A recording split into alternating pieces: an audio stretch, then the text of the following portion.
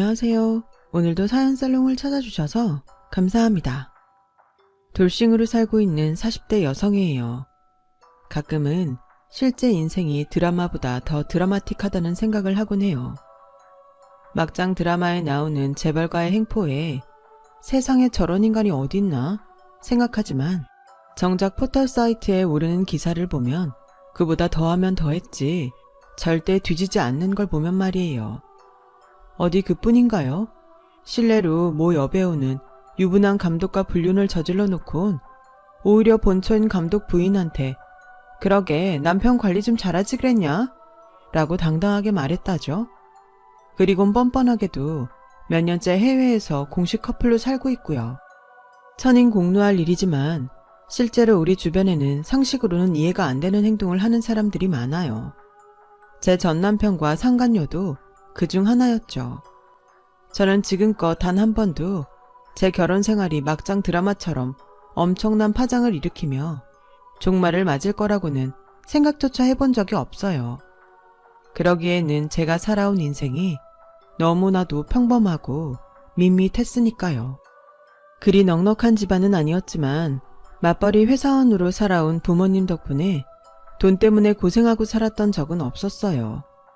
학교에서 친구들한테 따돌림을 당한 적도 없고 크고 작은 사고 한 번 없이 남들 다니는 학원에 과외까지 받아가며 인서울 중상위권 대학에 진학해 평범하게 살아왔어요. 대학 졸업 후에는 대기업은 아니지만 재정이 탄탄한 중소기업에 취직해 6년 회사 생활 동안 결혼 자금도 착실히 모을 수 있었고요. 조금 남다른 게 있었다면 절친했던 친구의 오빠와 결혼했다는 정도였죠. 친구네 오빠는 저보다 1살 연상으로 제 과외 선생이었어요. 당시 갓 대학에 들어간 새내기였던 오빠는 제 친구인 자기 여동생 과외를 봐주고 있었어요. 마침 제 과외를 봐주던 대학생 언니가 취업 준비로 바빠져서 그만뒀던 터라 저도 친구 오빠한테 과외를 받게 됐죠. 중학생 때부터 친구 집에 드나들며 숱하게 봐온 오빠였지만 선생과 제자 관계로 만나게 되니 기분이 달랐어요. 라면 좀 끓여오라고 여동생을 괴롭히던 여드름투성이 오빠가 어느새 어깨도 떡 벌어지고 목소리도 묵직한 남자가 되어 있었거든요. 친구한테 말은 안 했지만 그때 저는 오빠한테 반해 있었어요. 그래서 과외 숙제도 열심히 하고 다 아는 문제도 오빠한테 들고 가서 가르쳐달라고 하기도 했었죠. 하지만 이런 제 마음과 달리 오빠는 저를 마치 여동생 보듯 했어요. 어쩌다 동네에서 마주치면 반가워하기보다는 치마가 짧다느니 쥐잡아먹은 것처럼 입술에 뭘 바르고 다니냐고 학주처럼 지적을 하기 일쑤였거든요. 얌마, 그런 건 대학 가고 나서 해. 그땐 아무도 뭐라고 안 할 테니까. 대신 넌 아직 학생이니까 학생처럼 하고 다니란 말이야, 이 꼬맹아. 뭐? 꼬맹이? 오빠가 착각하는 모양인데 나 오빠랑 1살 차이밖에 안 나. 내가 꼬맹이면 오빠도 꼬맹이야. 1살 차이는 나이 차이도 아니냐? 밥을 먹었어도 내가 너보다 수백 그릇은 더 먹었어. 근데 어디 오빠 앞에서 까불어? 당장 가서 치마 바꿔 입어. 입술도 지우고. 안 그랬단 봐. 너희 부모님께 당장 이를 테니까. 자기한테 잘 보이고 싶었던 내 마음을 산산이 부숴버린 오빠였지만 그래도 밉다는 생각보다는 그만큼 나를 아껴주는 거라고 믿었어요. 그래서 내심 기분은 좋았어요. 이듬해 저랑 친구는 대학에 입학을 했어요. 전 정보처리학과에 들어갔고 친구는 항공운행학과에 들어갔죠. 키도 크고 늘씬했던 친구는 전부터 스튜디오스가 되고 싶어 했는데 그 꿈에 한 걸음 다가가게 된 거죠. 반면 별다른 꿈이 없었던 저는 아빠의 권유대로 과를 정했어요. 처음엔 관심도 없는 분야라서 어리둥절하긴 했지만 전공 강의를 들어보니 흥미가 생기더라고요. 제 적성과도 잘 맞았고요. 결과적으로 잘 선택한 과였죠. 한창 바쁜 새학기를 보내고 있던 어느 날 친구한테 집 근처 호프집에서 만나자는 연락이 왔어요. 불과 몇 개월 전까지만 해도 술집에 드나드는 건 생각도 못했던 우리는 500cc짜리 생맥주를 물처럼 마시며 각자의 대학 생활에 대해 떠들었어요. 그러다 친구 오빠 얘기를 전해 듣게 되었죠. 훈련소에서 나와 자대 배치를 받았는데 하필이면 강원도 철원 지역이라서 돌아올 겨울이 걱정이란 말을 하더군요. 그도 그럴 게 오빠가 추위를 엄청 타거든요. 저희 거해를 해줄 때도 10월 말에 벌써 패딩 점퍼를 꺼내 입고 다닐 정도로 추위에 유난했어요. 그런 오빠가 철원에서 군생활을 한다는 얘기를 들으니 안 됐더라고요. 근데 너 우리 오빠 이제 포기한 거야? 대학 가더니 마음이 변했어? 시치미 때도 소용없어. 네가 우리 오빠 좋아했던 거 진작에 알았으니까. 난 또 대학 들어가면 둘이 사귀지 않을까? 좀 기대했었거든. 나한테 관심도 없는 남자랑 어떻게 사귀냐? 군대 갈 때도 연락도 안 하고 말없이 휙 가버린 사람인데. 그야 군대 가면서 기다리라고 하기도 그렇고 괜히 네 마음 흔들고 가는 게 미안하니까 그랬던 거겠지. 백일휴가 때 집에 와서도 네 안부부터 묻더라. 남자친구는 있냐면서. 관심 없는 사람이 그러겠니? 너 대학 붙었다고 했을 때도 오빠가 나 붙은 거보다 더 좋아했어. 그때 그 말을 듣지 않았더라면 아마 제 인생도 달라졌을 거예요. 친구의 말에 마음이 흔들린 저는 강원도 철원까지 친구 오빠 면회를 갔어요. 고작 1살 차이밖에 안 나면서 저를 어린애 취급을 해왔던 오빠는 힐을 신고 화장까지 한 저를 보더니 눈도 잘 못 마주치고 쑥스러워했어요. 길거리에서 짧은 치마를 입었다고 꿀밤을 먹이던 그 오빠가 맞나 싶었죠. 오빠를 따라온 같은 내부반 사람들은 둘이 무슨 사이냐고 짓궂게 물었고 오빠는 그냥 아는 동생이라고 했어요. 오빠 애인이 아닐까 기대를 했던 사람들은 김 빠진 표정으로 돌아갔고 왜 그랬는지 모르겠지만 오빠한테 심통이 난 저는 투덜거렸어요. 오빠한테 난 그냥 아는 동생이구나. 그냥 아는 오빠를 만나겠다고 새벽같이 일어나서 서울에서 이 먼 데까지 고생하며 온 내가 바보지. 오빠 마음 잘 알았으니까 앞으로는 면회 안 올게. 편지도 안 할 거야. 그리곤 자리를 박차고 일어나려는데 오빠가 제 손을 덥석 잡았어요. 가지마. 보고 싶었어. 보고 싶다는 그 말 한마디에 저는 다시 자리에 앉았고 우리는 한참을 말없이 마주 앉아 있었어요. 간혹 오빠가 대학생활은 재밌는지 묻기도 하고 오는데 힘들지 않았냐고 묻기도 했지만 제 머릿속에는 오직 보고 싶었다는 말만 메아리 치고 있었어요. 그 후로 저는 거의 매주 철원까지 오빠 면회를 갔어요.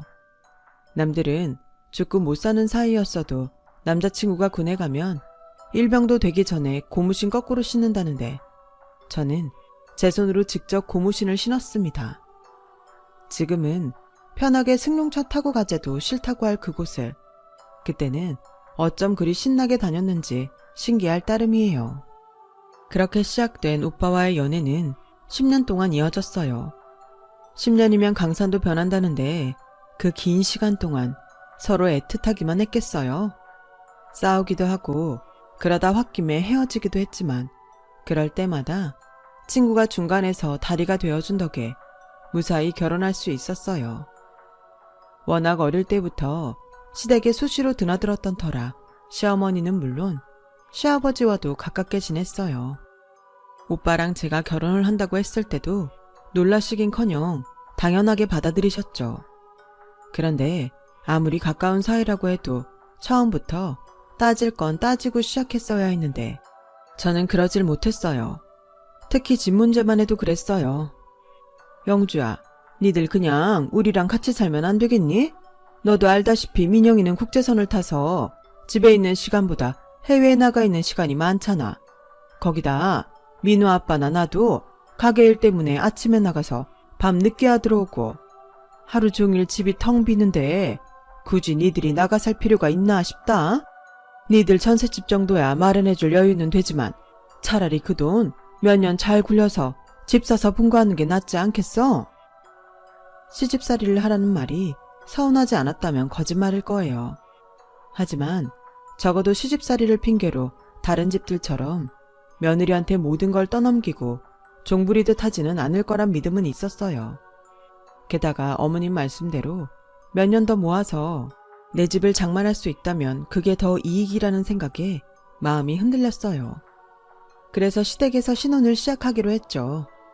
하지만 세상 일이 계획한 대로 된다면 얼마나 좋겠어요. 사람이 하는 일에도 변수가 생기는데 인간의 앞날을 정확히 예측하는 건 불가능에 가까운 일이었죠. 그걸 깨달은 순간 이미 제 앞에는 감당하기 어려운 현실이 펼쳐졌어요. 뭐? 아버님이 쓰러지셨다고? 동료들과 점심을 먹고 막 사무실에 들어왔을 무렵이었어요. 남편이 전화를 했더라고요. 아버님이 가게 일을 하시다가 갑자기 쓰러지셨다더군요. 전화를 끊고 부랴부랴 병원으로 달려갔어요. 중환자실 앞에는 먼저 도착한 남편이 어머님을 안정시키고 있었어요. 신우이는 비행 중이라 아직 연락을 못했다고 했어요. 남편은 제게 어머님을 모시고 집에 가 있으라고 하더군요. 여기 있어봤자 몇몇 시간이 아니면 들어가 볼 수 없어. 그러니까 당신이 어머님 좀 모시고 들어가. 여긴 내가 지키고 있을게.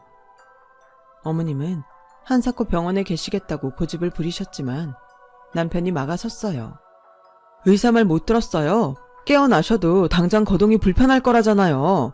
이제부터 시작인데 벌써부터 힘 빼면 앞으로 아빠는 누가 보살펴요? 그러니까 일단 집에 가 계세요.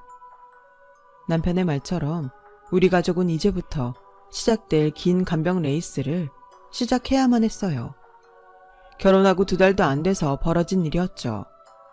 아버님이 의식도 되찾고 일반 병실로 옮겼다는 소식에 병원에 찾아오신 시고모님은 제가 옆에 서 있는데도 아랑곳 않고 막말을 하시더라고요. 민우 결혼한 지 얼마나 됐다고 이런 일이 생긴대요. 이게 다 집에 여자가 잘못 들어와 그런 거예요. 언니, 애들 궁합은 제대로 보고 드린 건 맞아요? 새아기 사주는 제대로 봤냐고요? 모든 걸 내 탓으로 넘기려는 시고모님 탓에 저는 죄도 없이 죄인 취급을 받게 되었어요. 그때였죠. 막 비행을 마치고 돌아온 신우이가 빽 소리를 질렀어요. 이게 무슨 개벽다기 같은 소리예요. 아빠 아픈 거랑 올케랑 무슨 상관이 있다고 그딴 소리를 하냐고요. 고모는 아직도 정신 못 차리고 대도 않는 남의 험담하고 사세요. 고모 그 입 때문에 고모 아들 파혼당한 걸로도 모자라서 우리 집에까지 찾아와 이러냐고요. 아빠가 항상 고모한테 뭐라 그랬어요. 제발 그놈의 입 좀 다물고 살라고 했잖아요. 고모는 심심풀이로 던지는 말들이겠지만 당하는 사람은 피눈물 난다는 거 왜 몰라요. 더는 길게 말 안 해요. 앞으로 한 번만 더 우리 집에 와서 분란 일으키면 내가 고모 집에 가서 다 뒤집어 버릴 테니까 알아서 해요. 내 올케 건드리는 사람 누구든 용서 안 하니까 알아서 하라고요. 서슬퍼런 신우이 눈빛에 시고모님은 도망치듯 병실을 나갔어요. 엄마도 그래. 고모가 말도 안 되는 소리를 하면 엄마라도 끊었어야지. 회사에 무급휴가까지 내고 시아버지 간병하는 며느리한테 미안하지도 않아? 올케, 미안해. 우리 아빠 일인데 올케한테 떠넘기고 이제야 와서. 다음 비행까지 며칠 시간이 있으니까 병상은 내가 지킬게. 집에 들어가서 좀 쉬어. 그래도 친구라고 신우이는 오자마자 저부터 챙겨주었어요. 덕분에 며칠 만에 집에 돌아와 편히 잠들 수 있었어요. 그런데 잠결에 거실에서 어머님과 남편의 대화 소리가 들리지 뭐예요. 당장 수술을 받아야 한다고 하는데 수술비며 병원비까지 어떻게 감당해야 할지 모르겠다며 어머님이 울먹이시자 남편이 그러는 거예요. 일단 저희 전셋집 해주시려던 돈으로 쓰세요. 집은 나중에 구해도 되고 정 안 되면 그냥 살아도 되니까. 새아기가 그러라고 하겠니? 안 그래도 낮에 네 고모가 와서는 속을 뒤집어 놓고 갔는데. 저 사람도 다 이해할 거예요. 아쉽지만 어쩌겠어요. 아버님부터 살리고 봐야죠. 그런데 네? 회사를 관두라고요? 그래. 언제까지고 무급휴가를 받았을 수는 없는 거 아니니. 이런 상황이 언제 끝날지도 모르는데 회사에 피해를 주면 안 되지.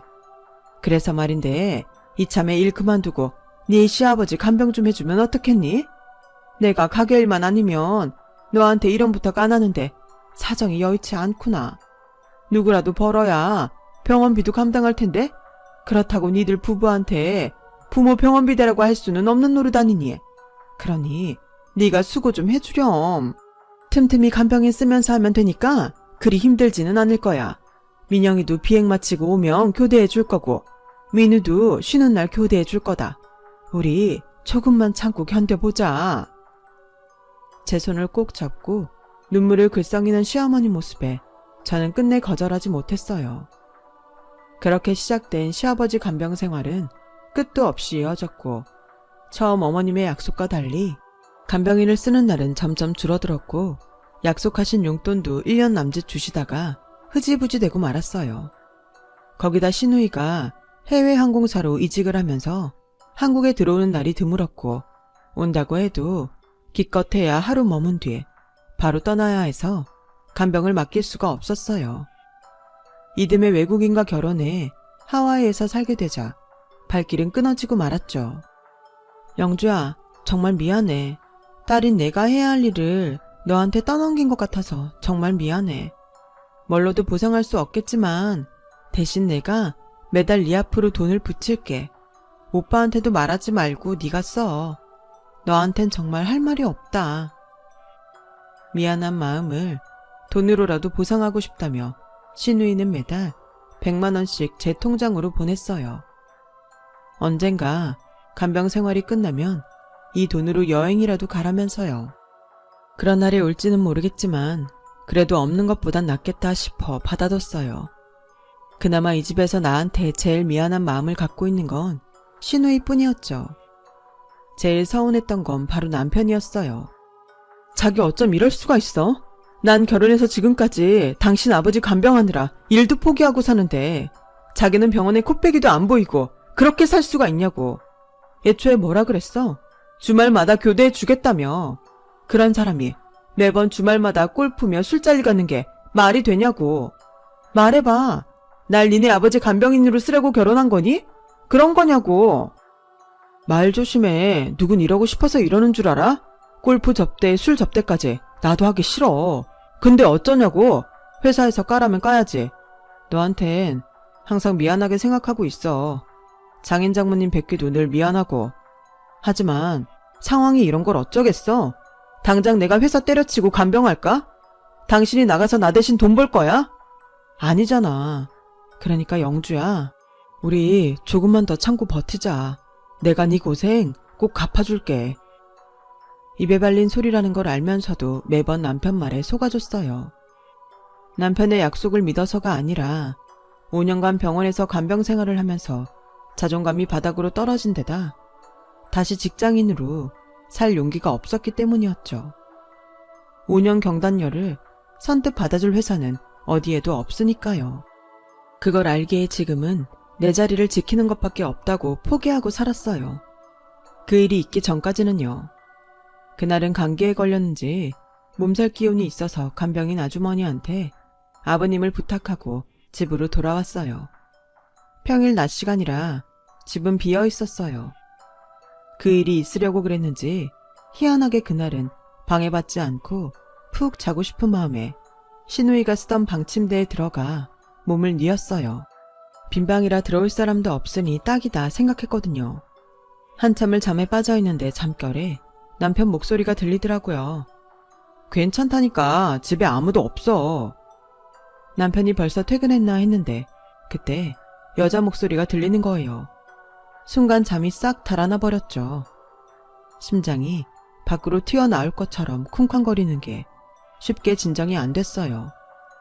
놀란 가슴을 진정시키고 조용히 밖으로 나왔어요. 집에 사람이 없을 거라 마음을 놓은 탓인지 남편은 안방 문도 안 닫고 방 침대 위에서 젊은 여자랑 있더군요. 자기야, 이러다 어머님이라도 오시면 어쩌려고 그래. 괜찮아. 엄마도 자기랑 내가 어떤 사이인지 다 아시는데 뭐가 걱정이야. 와이프도 평일엔 병원에 있으니까 집에 올 사람도 없어. 괜히 호텔 드나들다가 회사 사람들 눈에 띄기라도 하면 어떡해. 우리 집이 제일 안전하니까 걱정 마. 근데 자기야, 와이프랑은 언제 끝낼 거야? 날 언제까지 남의 남자 뺏어 쓰는 내연녀로 둘 거냐고. 우리 아빠가 이런 거 알면 회사에서 자기 가만 안 둘까? 조금만 참아. 일단은 아빠 간병할 사람도 필요하잖아. 막말로 자기처럼 연약한 여자한테 우리 아빠 간병을 맡길 수는 없잖아. 아빠 돌아가시면 바로 이혼하고 자기랑 결혼할 테니까 조금만 참아. 위자료로 몇 푼 쥐어주면 떨어져 나갈 여자니까 그때까지는 우리 사이 절대 걸리면 안 된다고. 알았지?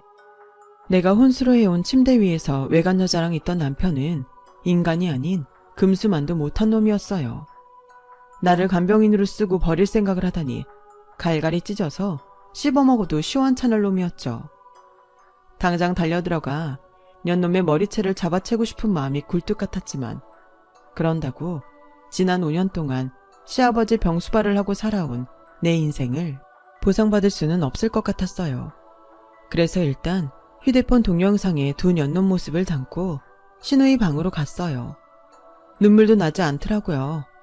그땐 어떻게 복수할까 그 생각만 머릿속에 가득했어요. 아빠가 알면 회사에서 자길 가만 안 둘 거야 라는 말이 머릿속을 뱅뱅 돌더라고요.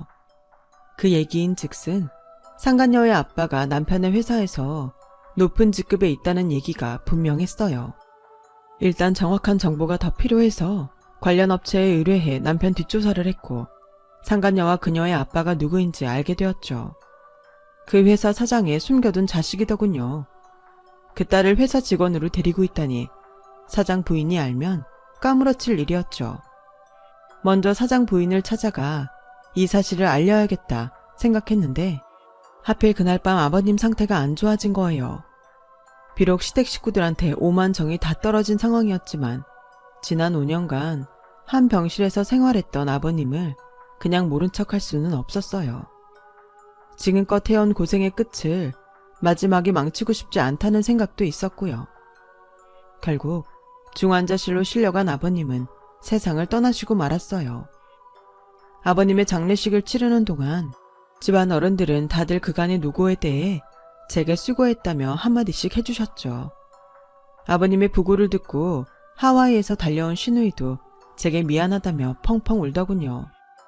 그렇게 미안하면 나 좀 도와줄래? 네가 내 시누이기도 하지만 그래도 한땐 내 친구였잖아. 응? 그래, 뭐든 말해. 네가 나 대신 우리 아빠도 돌봐줬는데 내가 못해줄 게 뭐 있겠니? 뭐든 다 도와줄게. 그렇게 대답을 하면서도 시누이는 제 말의 영문을 모르는 표정이었어요. 하지만 장례가 끝나고 얼마 지나지 않아 그 말 뜻을 알게 되었죠. 저는 장례가 끝나자 남편 앞으로 이혼 소송을 시작했어요. 결혼해서 이날 이때까지 아버님 병수발을 해온 시간들은 간병인 급여로 환상해 급여 청구를 했고 결혼 당시 신혼집을 마련하기로 했던 돈도 분할 상환하라고 청구했어요. 거기다 남편의 불륜 현장을 담은 영상도 증거 자료로 제출했죠. 그게 증거로 채택될지 안 될지는 모르지만 남편의 불륜을 뒷받침하기엔 충분한 증거였거든요. 그리고 시누이를 증인으로 세웠어요. 그동안 제가 시집와서 시댁이 얼마나 헌신했는지를 말해줄 증인으로요. 처음엔 망설이던 시누이는 그래도 양심이 있었는지 허락을 하더라고요. 시누이의 증언 덕분에 저는 생각보다 많은 위자료를 받을 수 있게 되었어요. 비록 마음의 상처는 입었지만 그때는 적어도 돈으로라도 제대로 보상을 받아야겠다는 생각뿐이었어요. 그래서 별도로 상간녀한테 위자료 청구 소송도 했어요. 그랬더니 그 여자가 별일 아니라는 듯 바로 2천만 원을 보내왔더라고요. 그러면서 알턴이 빠진 사람처럼 이제야 속편이 발 뻗고 살겠다며 이거나 먹고 떨어지라고 하더군요. 이봐요 아가씨, 인생 그렇게 사는 거 아니에요. 아직 어려서 세상 물정 모르는 모양인데 사람 앞날은 아무도 모르는 거예요. 지금은 그렇게 창피한 것도 모르고 인생의 승자가 된 양 떠들고 있지만 조만간 이 일을 땅을 치고 후회하게 될 테니 기대하세요. 그때 가서 아, 내가 왜 이렇게 인생을 개떡같이 살았던 걸까 후회하라고요. 뭐래? 지 남편한테도 버림받고 쫓겨나는 늙은 아줌마가 아줌마나 실컷 후회하고 사세요. 웃겨. 지가 뭔데 훈계야 훈계는. 끝까지 큰 소리 떵떵 치던 상간녀는 제 앞에서 보란 듯 남편과 시어머니를 차에 태우곤 갔어요. 저는 이혼을 하면서 그간의 간병비를 정산받고 시댁 집까지 받았어요. 남편과 시어머니는 상간녀가 마련한 아파트로 이사를 했거든요. 재벌까지는 아니어도 준재벌과 사이로 들어가는 판에 잔돈은 아깝지 않은 사람들처럼 제게 선심을 베풀더군요.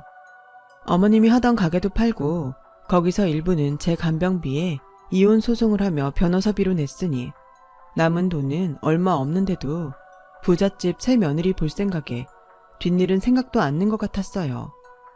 하지만 세상 일이 어디 뜻대로 되나요? 얼마 뒤 두 모자가 그렇게 믿었던 상간녀의 부친이 세상을 떠나고 만 거예요. 어쩌면 전 남편은 이게 기회가 아닐까 생각했던 모양이었죠. 상간녀와 함께 당당히 사장님 장례식에 찾아갔으니까요. 가서 유산 중 일부를 받아낼 생각이었을 거예요. 사장님의 숨겨둔 딸이 여기 있다. 알릴 필요가 있었으니까요. 꿈도 야무진 행동이었죠. 그런데 나중에 신유리를 통해 얘기를 들어보니 장례식장엔 들어가지도 못했다고 하더군요. 입구에서 안내요원한테 저지당한 채 쫓겨났거든요. 어떻게 된 거냐고요? 그 여자는 사장님 친딸이 아니었어요. 사장님이 아끼던 강남 룸사롱 마담의 딸로 마담이 죽자 사장님이 옛 정을 생각해 뒤를 봐주셨던 거죠. 아빠 없이 자란 아이한테 아빠 노릇 해줬던 걸 친아빠로 믿고 산 거였죠. 사장님 장례식이 끝나고 모든 사실을 알게 된 전 남편과 그의 어머니는 땅을 치고 후회했지만 이미 버스는 떠난 뒤였죠. 집도 가게도 이미 자기들 손에서 사라진 지 오래니까요. 거기다 사모님이 회사 경영을 하게 된 마당에 내연녀 딸이랑 손잡고 준재벌가 입성을 노렸던 전 남편이 온전히 회사 생활을 할 수가 있었겠어요? 회사에서 눈에 가시로 살다가 반년도 안 돼 쫓겨나듯 회사를 나왔다더군요. 언제는 아빠 같아서 나이 많은 남자가 좋다고 했던 상간녀는 전 남편과 결혼한 지 얼마 안 돼 이혼을 요구했고 전 남편과 그의 어머니는 월세집을 구해 나왔다고 하더라고요. 그제야 거짓거리를 하고 저를 찾아와서 재결합 어쩌고 떠들길래 밥을 푸던 주걱으로 싸대기를 날렸어요. 야, 먹다 버린 음식도 더러워서 안 먹는 판에 하물며 너같이 남의 손 탄 놈을 내가 다시 데리고 살겠니? 거기다 은혜도 모르고 가진 것도 쥐뿔 없는 너를 내가 미쳤니? 그리고 아줌마도 그래요. 이제 와서 나한테 무슨 염치로 재결합하라고 그러세요? 자식이 잘못하면 부모인 아줌마라도 똑바로 행동을 하셨어야죠. 어떻게 며느리 앞에서 아들 상간녀를 끼고 돌아요? 당신 남편 누가 병수 바랬는지 잊었어요? 나요.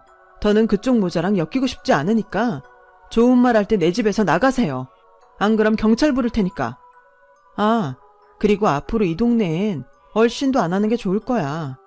어슬렁거리다 우리 아빠랑 마주치면 너도 아줌마도 병원 신세 지게 될 테니까. 아줌마도 아시죠? 우리 아빠 젊을 때 아마추어 복싱 선수였던 거. 아들 낯짝 잘 간수하시려거든 이 동네 오지 마세요. 아셨어요?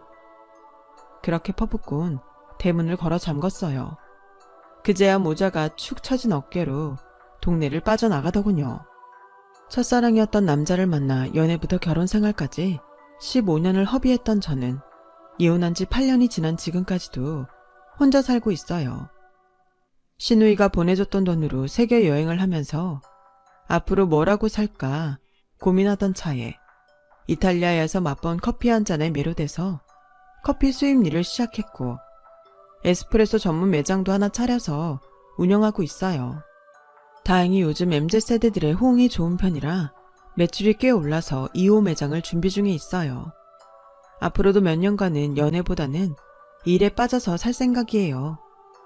한 번의 실패를 겪고 나니 남자 하나 보고 살기에는 인생은 길고 할 일은 많다는 걸 깨달았거든요.